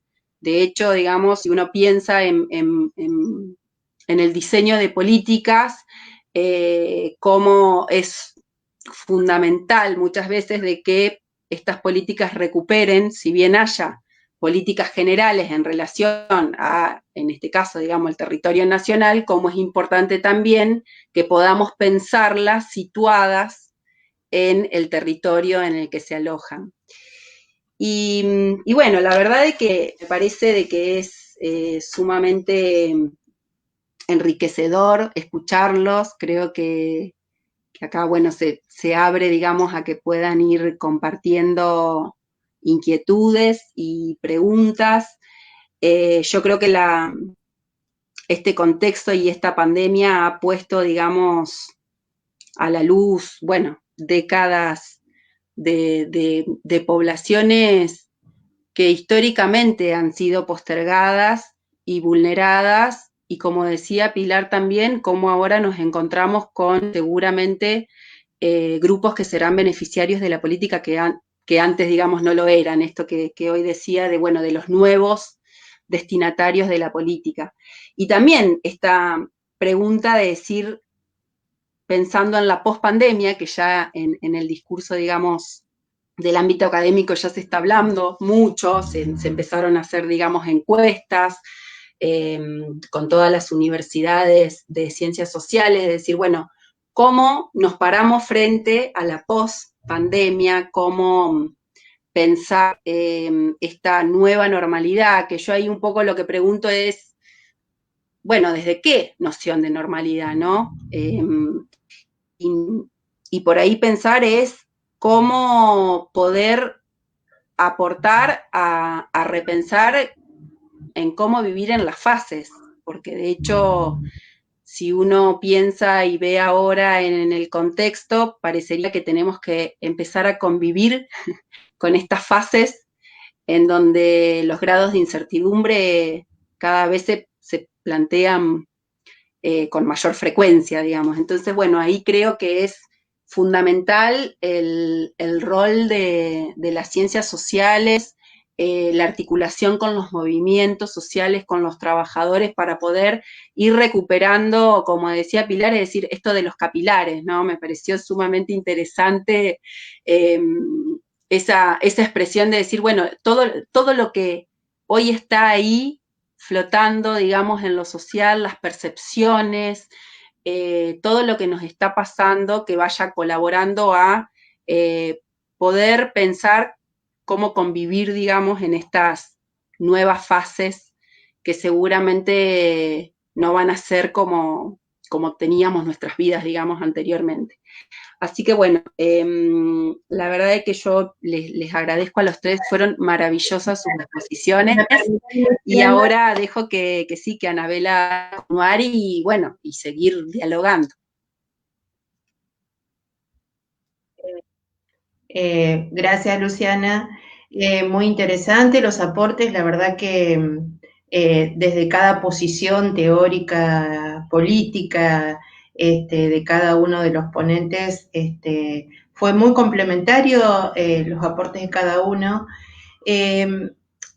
Digo, pensado desde la política pública, esto en proceso sociohistórico, recuperando que la política pública no es unidireccional, sino que va en un ida y vuelta y que es producto de las luchas sociales, de las luchas de los sujetos sociales. Entonces, me pareció muy interesante la recuperación histórica que hizo desde su experiencia José, porque de alguna manera da cuenta de cómo se fue instalando en la agenda pública aquellas cuestiones que eran prioritarias para las y los trabajadores, en la medida que se produce el desenganche entre la política económica y la política social, y ahí quedan los trabajadores encorsetados y como excluidos de la posibilidad de estar en el mercado de trabajo formal. Hoy tenemos en la Argentina una importante cantidad de sujetos sociales en la informalidad, ¿no?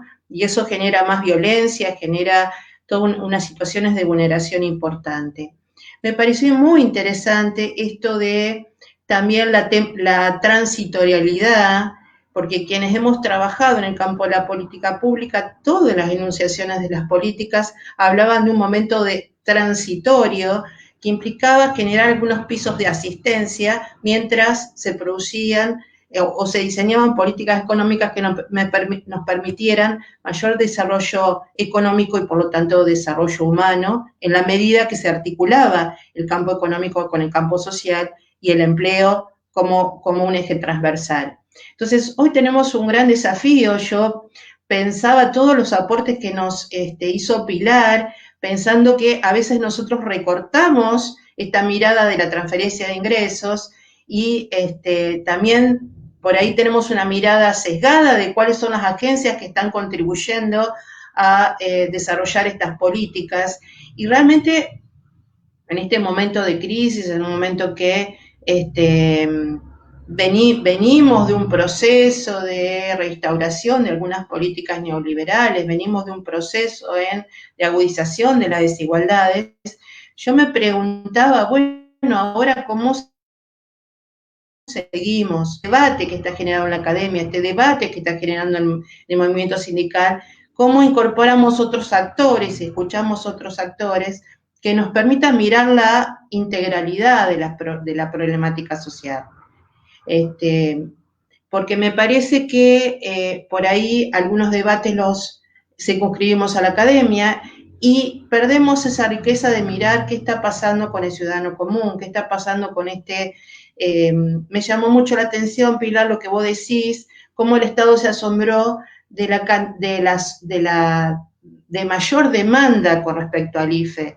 Y esto es un indicador muy importante para nosotros, porque estamos teniendo un sector social que se está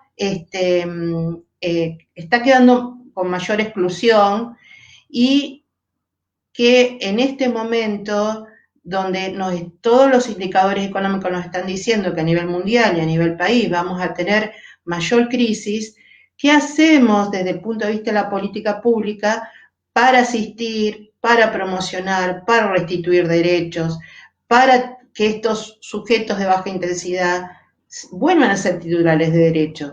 Porque en realidad nosotros quedamos ahí como trabajadores sociales junto a otros actores sociales en esta necesidad de contribuir no solamente en la implementación de la política, sino de pensar algunas políticas o cómo complementar, cómo integrar, cómo fortalecer algunas políticas existentes y pensar otras políticas en este contexto.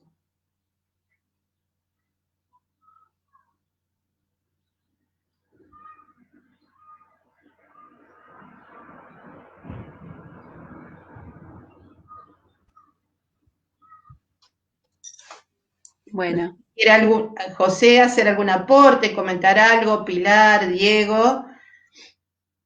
Están abriendo.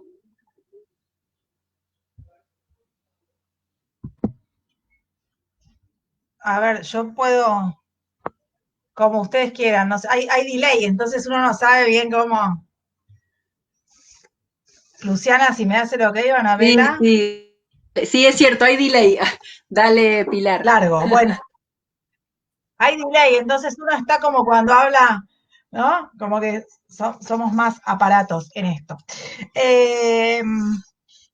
Anotaba cosas que ustedes decían, ¿no? Las escuchaba y algunas reacciones. Primero pensaba en esto de la historia, ¿no? Que por algo tanto todos fuimos para ir a buscar para atrás, ¿no? Y esto de alguna manera habla de un montón de cosas y Luciana creo que recién lo traía. En transferencias como en todos los programas sociales no escapa a lo que es la media de los programas sociales, ¿no? Tenemos esta cantidad de programas, Diego ahí recuperaba, yo hay nombres que me voy olvidando en el medio, que me confundo, siglas que no me acuerdo, los PEL, los PEC, los PIT, ¿no? Digamos, empieza a ver como en otros campos históricos, las que estudian alimentario, ni hablar, los que, digo, empieza a ver esta cuestión de placas tectónicas, las mismas personas que reciben los planes, los programas, las diferentes transferencias, siguen hablando a veces de los jefas y jefes, y entonces uno mira con cara de no podés estar recibiendo jefas y jefes, ya no está más, ¿no? Sedimenta de manera bien diferente, van dejando huella, ¿no? Algunos, o yo me acuerdo cuando hacía campo hace años, en la época ya 2008, que me hablaban del trabajar no puede ser. Bueno, lo mismo pasa con la UH. Tenemos esta cantidad, me parece que es interesante ver primero que a las familias les llegan cantidad de cosas que desde ya no son suficientes, que desde ya no, digamos, pero que el gobierno nacional, sumado a la cuestión federal, cosa que yo me metí, y porque soy una ignorante en este campo, de las cuestiones de las prestaciones provinciales, ¿no? Pero a la familia le llegan un montón de cosas. Y en los programas, yo diría, la cuestión en el programa de transferencia fue bastante estable. Creo que el relato de Diego y el relato, salvo los saltos, tipo la UH o el Plan Jefas y Jefes, ha habido años de mucha estabilidad en términos de ciertas características que íbamos contribuyendo, me parece, en esta reunión a armar desde los tres participantes y con la ayuda de ustedes, de Anabela y Luciana. Ha habido algunos rasgos que son importantes y me parece de cara al futuro también marcarlos. Cuestiones estables y por otro lado digo algunas improntas que colectivizan más o improntas que descolectivizan. Yo, digamos, creo que mirando la gestión Cambiemos hubo ciertas transformaciones en los programas sociales, sobre todo en la cartera del Ministerio de Desarrollo Social, que han tenido una impronta descolectivizadora. ¿no? Que han tenido una impronta de volver a lógicas más individuales de la transferencia ciudadanía-Estado, ¿no? Eso por un lado. Entonces uno diría, hay opciones para pensar en términos más colectivos o menos colectivos de las transferencias, que siempre fueron entre estos polos. Y la otra cuestión tiene que ver, que yo no lo mencioné, pero que ya que estamos trabajando el tema de transferencias acá, me parece importante reponerlo, que tiene que ver una transformación ocurrida, sobre todo en la gestión Cambiemos, que ha sido la creditización de las transferencias, y estoy pensando en la creditización de la asignación universal a altas tasas para las familias, y que ahora es toda una discusión, el gobierno nacional ha tomado la medida de condonar esas deudas, pero cuando las transferencias se convierten entonces en otra parte del asunto, que es las deudas de las familias, como las deudas con el propio Estado. Entonces ahí, digo también en términos de pensar aprendizajes, cosas que vivimos, como no, acá argentinas y argentinos en el campo de las transferencias, estar alertas a ciertas cuestiones, a ciertas discusiones futuras. Las transferencias también han sido parte de todo lo que se conoce como estrategias de financiarización, no solo con los sectores informales, de los donde la gente toma los préstamos, sino con el propio Estado a altas tasas usureras por parte del Estado. Entonces digo, eso como para, también no lo puedo dejar de decir. Dos tenía anotado acá cuando las escuchaba.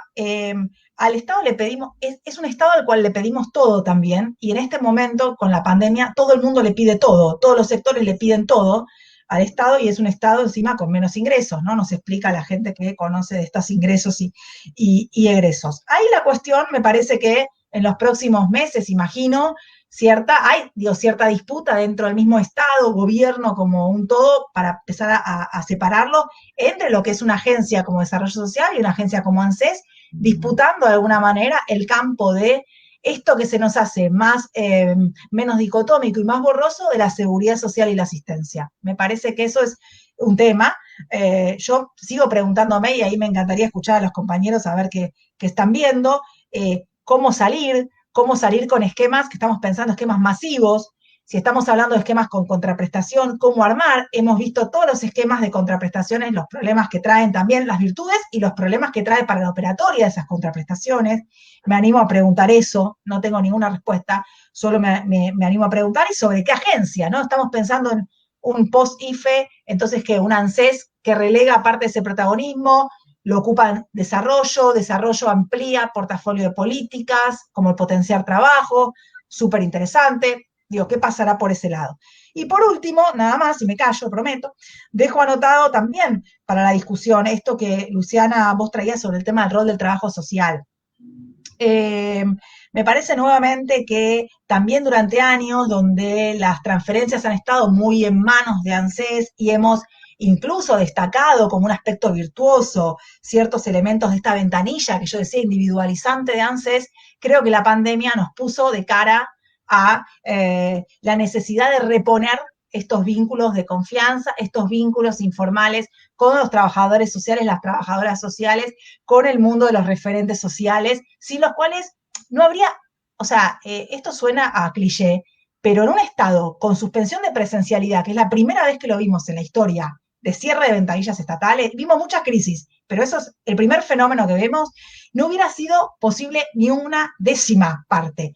Yo tenía alguna ilusión en este sentido de que esto sirviera para repensar las claves de la discusión sobre, bueno, los discursos instalados sobre el trabajo estatal o sobre los referentes sociales están instalados en los discursos más moralizantes. Vamos a ver si hay esa posibilidad, porque realmente es un Estado que reconoce que sin todos esos mediadores, y reponer la palabra de mediadores en el sentido positivo, no hubiera sido posible llegar a absolutamente nada de lo que se hizo desde el propio Estado, más allá de lo que se cubría, digamos, autoconvocados, ¿no? Digamos, desde la propia lógica de necesidad del propio Estado. Eso es todo.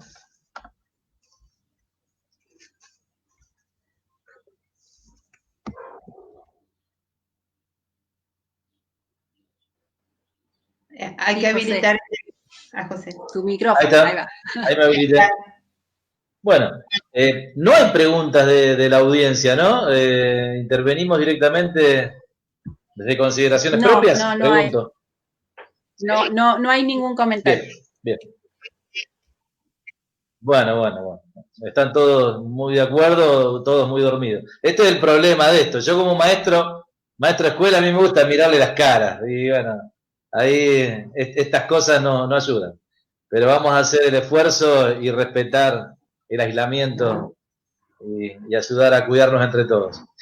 Yo creo que a mí me tocaba hablar un poquito de la historia, que fue lo que de alguna manera me planteaban, pero no es que no tengo posición sobre el presente, por supuesto que la tengo. Y empiezo por donde quiero cerrar. La discusión es cómo. Estoy de acuerdo con la renta universal, con el ingreso universal, con la renta universal.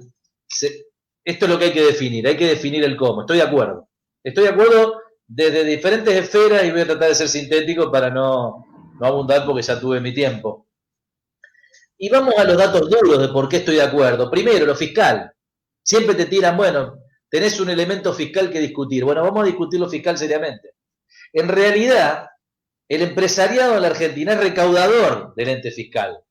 Nunca, cuando dicen somos los que pagamos impuestos, es la primera mentira o la primera verdad, digamos, absolutamente refutable del bloque dominante. No son los que pagan impuestos. Los formadores de precios transfieren impuesto a precio.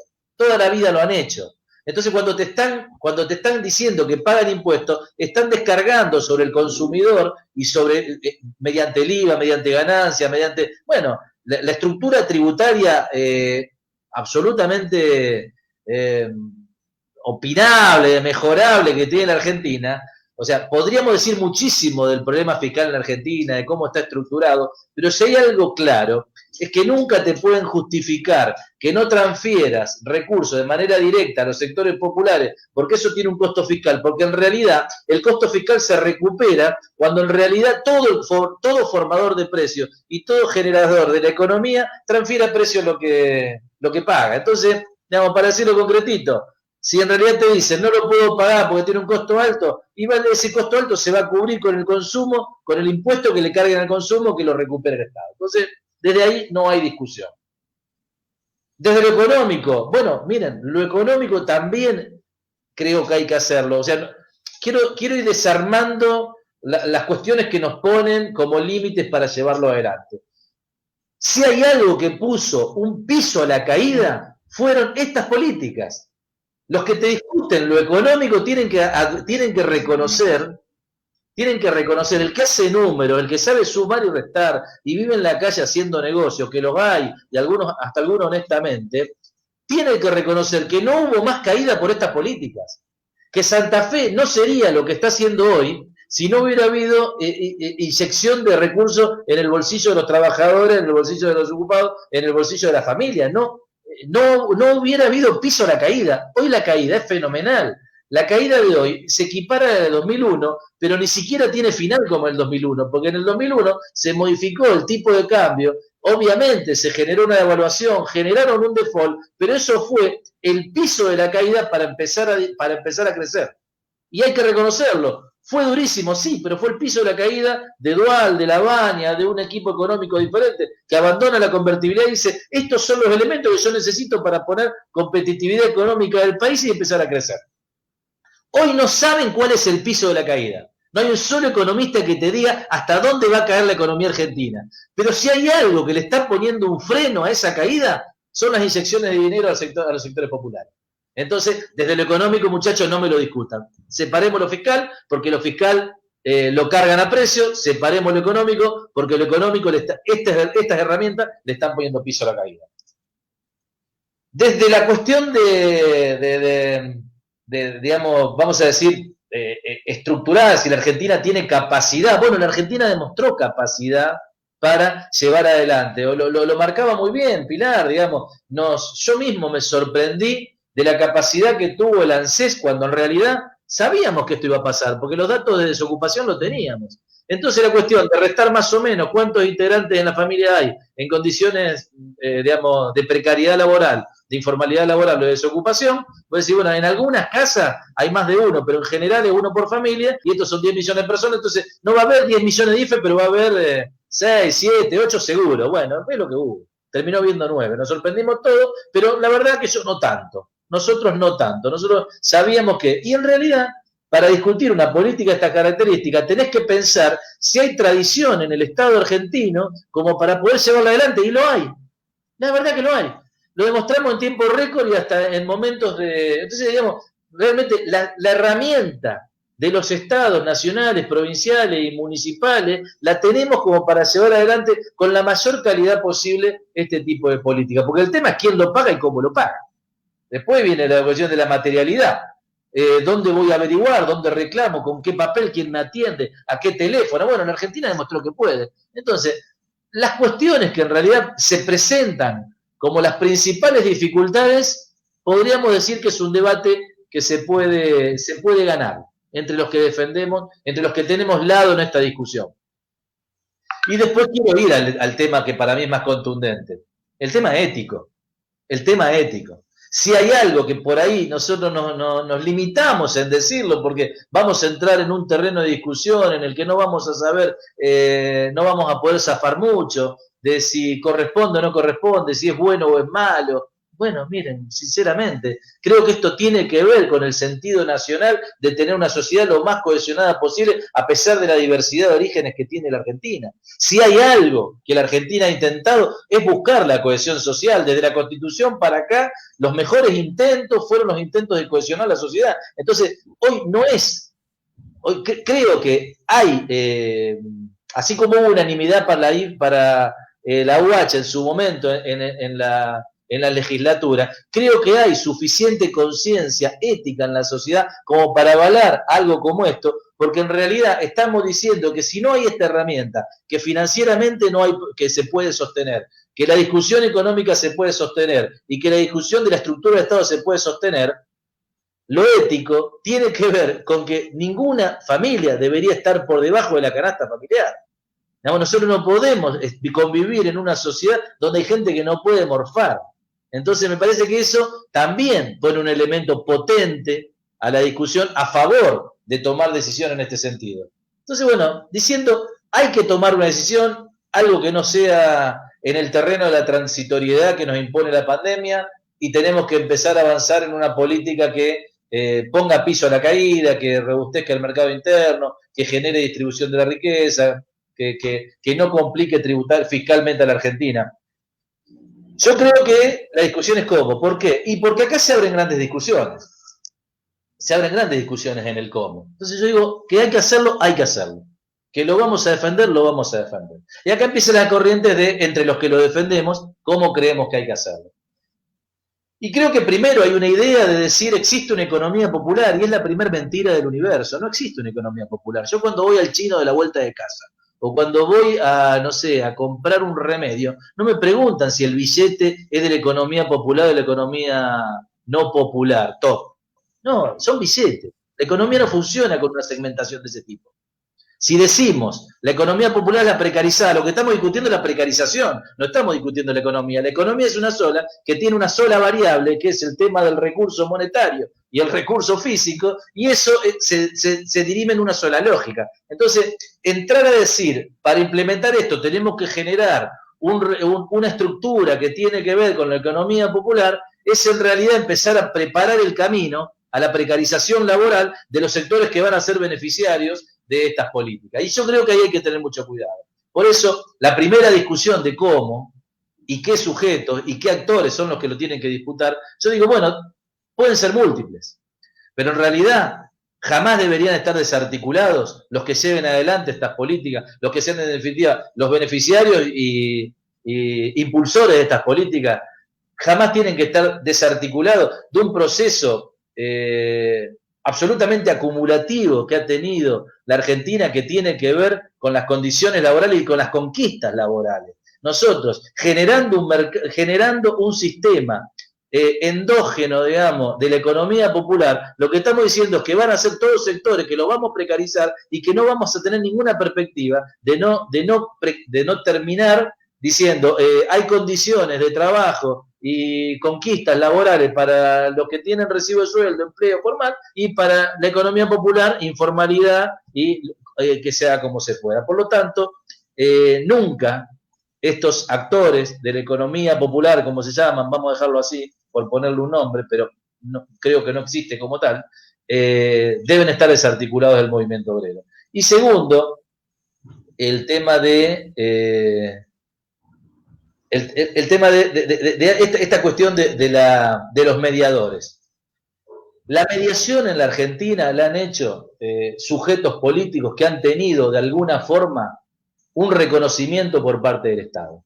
Ese reconocimiento los obligó a determinadas cuestiones, ¿sí? A una vida pública, a una vida democrática, a un ente regulador, de alguna forma, un organismo de aplicación, ¿sí?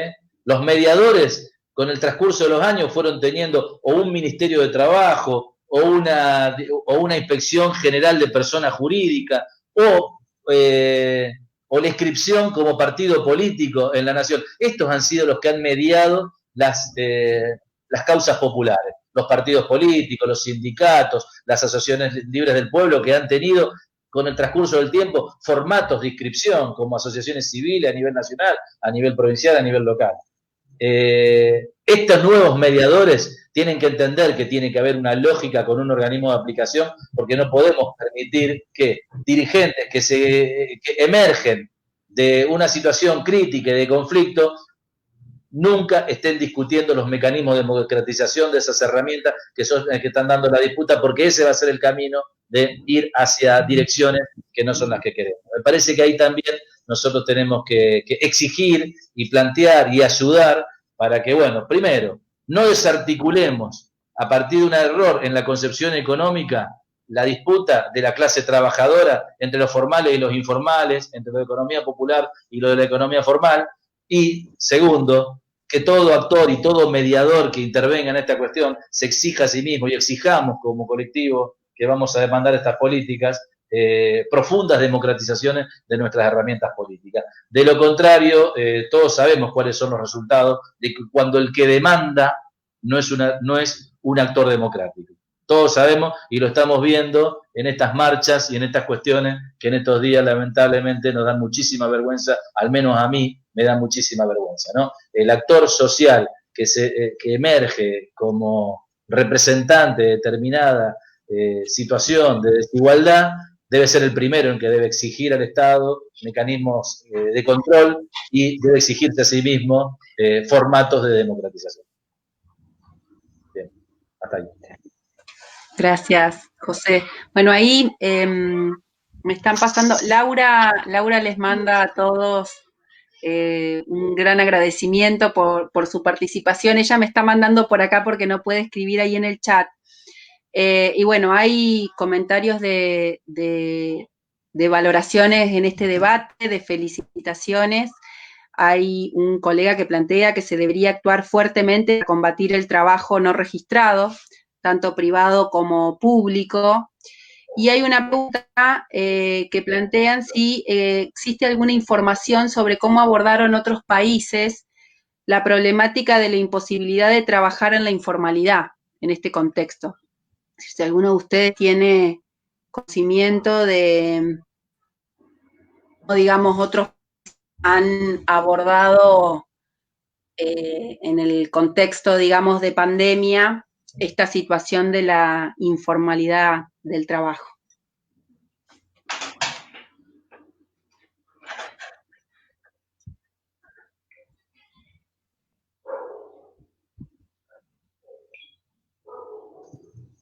Perdón, bueno, yo lo que tengo conocimiento a partir de lo que es el movimiento obrero, una de las herramientas más fuertes que se utilizaron en países centrales, pero con niveles de desarrollo de sus estados y su calidad de empleo mayor, obviamente, y menor precarización, fueron los subsidios de desempleo. Esta política de transferencia directa principalmente se llevó a través de lo que son las agencias que tomaban la cuestión de seguro de desempleo. Esa fue una de las herramientas. Lo que pasa es que acá eso es difícil de llevarlo adelante. Acá la estructura existe. Obviamente el Ministerio de Trabajo tiene el mecanismo del subsidio de desempleo, pero todas las condiciones que fija dejan afuera a todos los que en realidad no calificaban como trabajadores, y mucho menos como desocupados. Entonces creo que acá hay que crear algo diferente. Y obviamente los países, la Argentina en eso es un país bastante distinto, ¿no? Digamos, donde tiene a veces algunos estándares de países centrales y en otro sentido, y tiene la situación de muchos hermanos que habitan nuestro suelo, que pareciera que viven en el peor de los mundos. Pero claramente las herramientas más dinámicas fueron herramientas que a nosotros nos obligan a repensarlas, que son el tema de los subsidios de desempleo, porque eso no alcanzaría al universo que están alcanzando las políticas que nosotros pretendemos.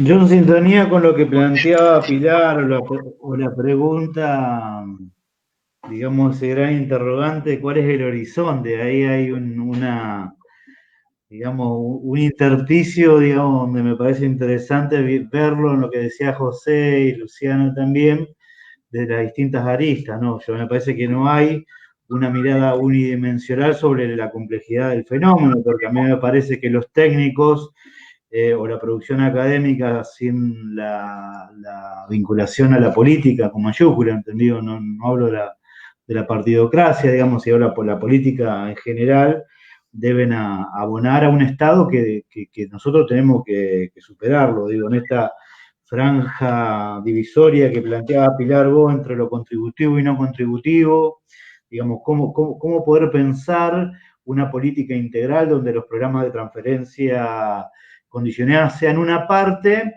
más de todo un abanico de políticas integrales que los estados van a tener que abordar, ¿no?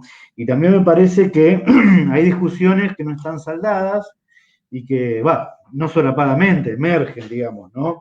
En este gobierno de la deuda, perdón, que hablabas hoy, es tremendamente nocivo, digamos, como titulares de prestaciones, jubilaciones, asignación universal, hicieron uso del crédito y quedaron hasta el día de la fecha endeudados y que ya ese nivel de consumo también se deterioró. También observamos una etapa, digamos, como sostiene Ana Aria, que a mí me gusta mucho esa calificación que hace entre modelos interventivos, en un modelo aditivo y en un modelo de amortiguación, cómo se generó una filantropización de la intervención y una asistencialización, ¿no?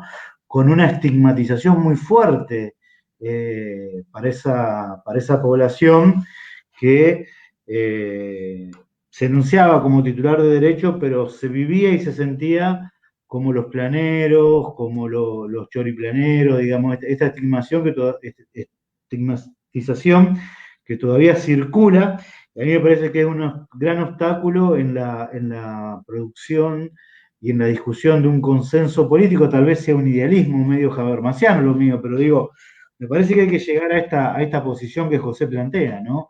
A ver, no hay economías para ricos y economías para pobres, hay una economía que debe generar un Estado-nación garantizando estas partes, ¿no? Digo, y a mí me parece que muchas veces tomamos ejemplos europeos, en esto es muy claro Philip Van Parijs, pero digo, me parece interesante que en quien más tenga, más pague, digamos, una cuestión de justicia, digamos, y sobre todo que me parece que estas discusiones todavía están a la sombra, digamos, solapadamente en estos debates. Y a mí me parece que esta pregunta que plantea Pilar, no sé, no la tengo clara, me parece que va a ser una arena de disputa en lo que venga en pos pandemia, ¿no? Me parece interesante poder pensar también la producción que podemos hacer, bueno, nosotros de las ciencias sociales, esto que hablaba Luciana, bueno, relevar el dato, construir, lo que dice Mario Rovera, interesante, ¿no? Tecnificar lo político y politizar lo técnico, pero necesitamos de unirnos también con los movimientos obreros, sindicales,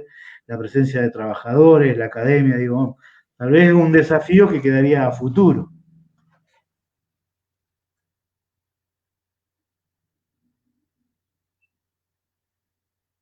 ¿Hay alguna otra pregunta, Luciana? Sí, ahí, no, en realidad hay comentarios que, bueno, la profesora Nora Spagni plantea, solo las y los compañeros del pueblo pueden ocupar un espacio que falta, es necesario una habilitación, como lo fue la bajada de los cuadros para la política. Creo que si desde arriba se hiciera, se necesitaría dirigentes a la altura de sostener la unidad del frente cuando la oposición dedica todo a la fragmentación. Me refiero a la mediación. Después, bueno, agradecimientos, interesante debate, saludos desde Reconquista, no hay preguntas. Bueno, entonces, si no hay más preguntas, vamos a dar por finalizado esta primera instancia. Les quiero agradecer a todos, Luciana, Diego, Pilar, José, por sus aportes muy interesantes, complementarias las charlas y daría para seguir debatiendo. La verdad que ha sido un gusto escucharlos y creo que, bueno, están expresando los asistentes también lo mismo. Como dijimos, ahora vamos a generar una segunda instancia donde vamos a profundizar en lo disciplinar, en el campo del trabajo social, a partir de estos aportes que han sido más contextuales, sociohistóricos, pensados en procesos y pensados del campo de la política pública, que es nuestro campo de intervención, que vamos a realizar el 29 de septiembre. También a los asistentes contarles que en el medio de este ciclo de formación estamos iniciando la semana que viene un curso con el magíster Claudio Robles sobre supervisión, que va a ser un módulo teórico, atendiendo un objetivo importante para el colegio, que es formar supervisores de las prácticas profesionales en torno a poder mejorar, fortalecer, repensar, reflexionar nuestras prácticas en territorio y poder echar luz con marcos teóricos y con herramientas metodológicas para mejorar estas intervenciones. Así que bueno, les agradezco a todos y ha sido un gusto, encantada de compartir con ustedes. Muchas gracias, como le dije anteriormente, por su generosidad, por su tiempo, por sus aportes, y por los aportes que hacen a todo el colectivo profesional de la primera circunscripción y a todos los que han visto esta charla. Así que muchas gracias. Gracias. Gracias, Anabela, Luciana. Si me permiten un segundo, es como en la televisión pasar un chivo. Sí. Hay en la página web de nuestro equipo de investigación de la Universidad de Buenos Aires, que la dejo acá anotada, ¿no? La idea de www.dspp.com.ar, que es Derechos Sociales y Política Pública. Hay varios trabajos vinculados con estos temas para aquellos que generen interés. Hay uno donde hay justo está Diego ahí como autor, que compilamos varios trabajos de compañeros y compañeras de diversas partes de la Argentina sobre a 10 años de la asignación universal, que es una serie que se puede bajar. Y hay otro trabajo reciente sobre el IFE que publicamos hace 2 semanas, también como para todas otras publicaciones, que juntan investigadores e investigadoras de distintas partes del país sobre estos temas en particular. Así que, nada, los invito y las invito a pispearlo y a ver. Les agradezco enormemente la posibilidad y los saludo a todas y a todos. Hasta siempre, un placer, a disposición. Hasta luego.